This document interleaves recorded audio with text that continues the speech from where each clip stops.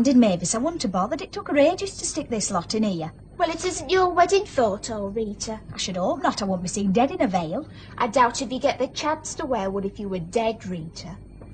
You know, Mavis, since you've started that engineering course, you've become very unimaginative. I'm sorry, Rita. Your voice is funny as well. Well, you can't blame my engineering course for that. Perhaps that's what's wrong. Eh? I was thinking, maybe that's why we're not making enough impression on Alexandra and Brunevelt. Because of my voice? Well, Rita... No, Mavis, I was thinking. A change of image might help. If we were a bit more imaginative with our clothes, for instance. I don't think I could be more imaginative than this. I think we could if we tried, Mavis. Oh, no. These nose studs were bad enough. Oh. I thought film directors were supposed to be sensitive and like really feminine women. In furs and jewels and things. Oh, no. Somehow I think Alexandra and Brunevelt are more part of the new wave. You know, a cross between Mad Max and Red Sonja.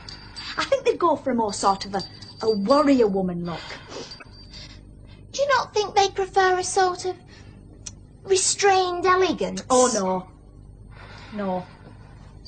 No, I thought they wouldn't. I mean, you've only got to look at the leather jackets. What's they got on them? Studs. And that bike's not elegant, is it?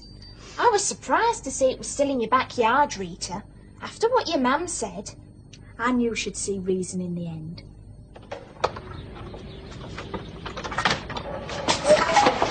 Oof! You see, it's not that Brunevelt and Alexander aren't sensitive, Mavis. It's just that they've still got something of the jungle instinct left in them. I refuse to dress up as a monkey. I wish you could see what a wonderful opportunity this is for us, Maeve. I mean, we could be something. Not just some idiots dressed up in dishcloths like them in our Albert's pop group. But real international, top world stars. Mavis, will you leave Big Ben alone? Thank you. What film did they say they were making at the moment? What is that blooming bike doing in my yard? But Ma, I thought I told you to get rid of it. Yeah, but Ma... Our Albert's already complaining that he's not allowed a bike, and I don't blame him. I've just bashed my leg, and you owe me for a new pair of tights, Rita.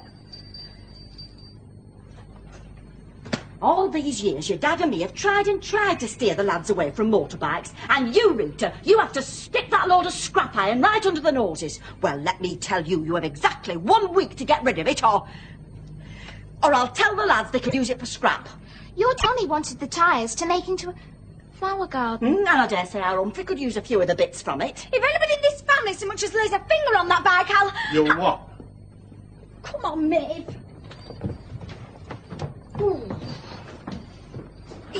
What's up? Banged it on that damn bike, didn't I? Oh, don't worry, I told him. Here, Jack. Oh. While it's quiet, Quiet? this letter from our Marilyn. Ah. Hey? Well, you've been hugging that letter to you ever since you got it. Hey, well, I'm that pleased. Our Marilyn having a baby, eh? Aye. I wonder whether it'll be a boy or a girl. What's the odds? Well, if it's a boy, I can take it to football matches, can't I? Oh, girls play football these days. I wouldn't worry on that score. Ah, so they do. Good grief. Grandad? Aye. Good grief. Hey, I'm that pleased. The only trouble is, I wonder why she felt she had to write to tell us. I mean, she could have mentioned it on the phone. Well, she felt a bit shy, I expect. I mean, it'd be different if we had our own phone, but she wouldn't want the neighbours to hear, not just yet, anyway. No, that's true. Our first grandchild, eh? Aye. Makes you think, doesn't it?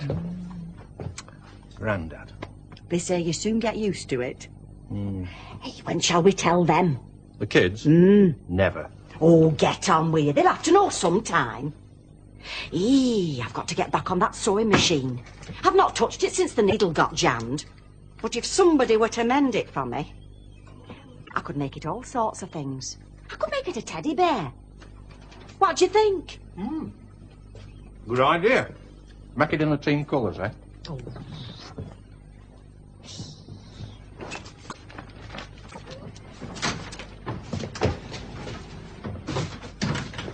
Oh, it's you. Who did you think it would be? I don't know. What you looking so guilty about? Me? Who else? What have you got in your hand? This? Yes, that. Oh, it's sort of a hanging basket made at school out of an old hat. Fancy. Did Miss Broom give it you? Pam's giving me some blue stuff to put in it. Doesn't look much like a hanging basket, love. Oh, it's sort of flattened. Hey, is it now? Fancy. Flattened hanging baskets. What a good idea. Things you can buy. Do you know, they've got all set of furniture in my catalogue and that comes flattened through the post as well. Mail order, you see. There's this lovely wardrobe. It comes with a set of drawers and a full-length mirror all built in. Over my dead body. Oh, Jack. What about treating ourselves for our anniversary, eh? We've had that old walnut thing so long, it's taken root, sprouted leaves, and we'll be seeing first harvest before we finish. Women. What you got there, Johnny? Oh, nothing. It's funny. Looks like something to me. Yes, but it's nothing. How can it be something and nothing at the same time, eh? It got covered in clay at school. Hey?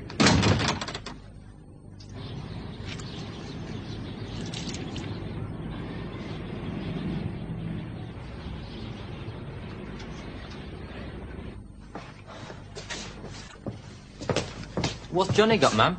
Oh, it's a sort of hanging basket, love. You know, like them flattened lampshades you can buy. When you pull them out, they look like any other. That's a good idea. Well, I'm waiting. What for?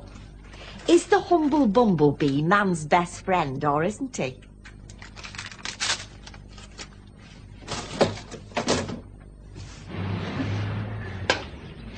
Here, Hazel, don't give me away, will ya? Oh, what's the secret then? Nothing. That looks very like our Rita's hat, if I'm not mistaken. What if it is? Oh dear, oh dear, oh dear. It's nothing to do with you, Albert. I mean, I never interfere in your things. I see. You can trust a dog to keep your secrets, but you can't trust your own brother. Trust you are, Albert. Johnny, don't you see that everything I ever do or say is for your own good? Beats me why you'd think I'd shop you to Rita at all, let alone for a measly old hat. And anyway, she doesn't like that hat. Once she said she hates it, and Dad making something out of it, something good with flowers in. And anyway, when I took it, I never even knew she wanted it back. Have you finished? Yeah. Good. Because like you said, it's got nothing to do with me. Only I should warn you.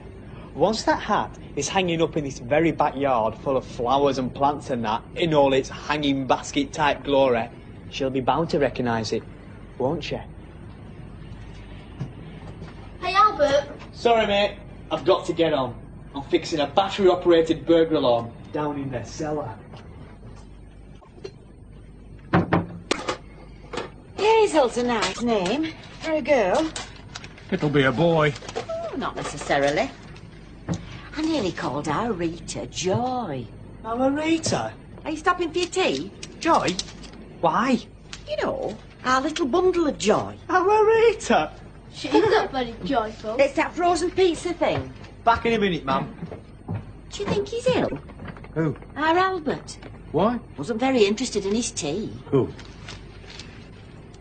Tuesday tomorrow. So it is. Ah, the pitter-patter of tiny feet. Ta-da, ma'am.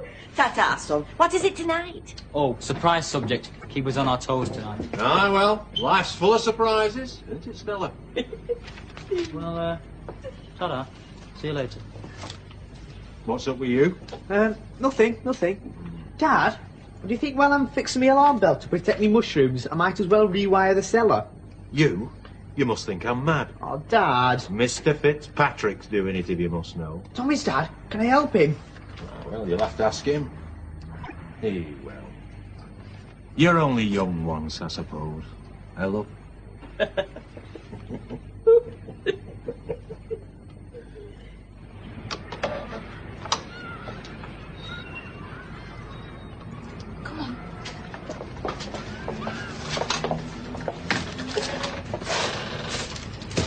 You take one of me first, then I'll take one of you.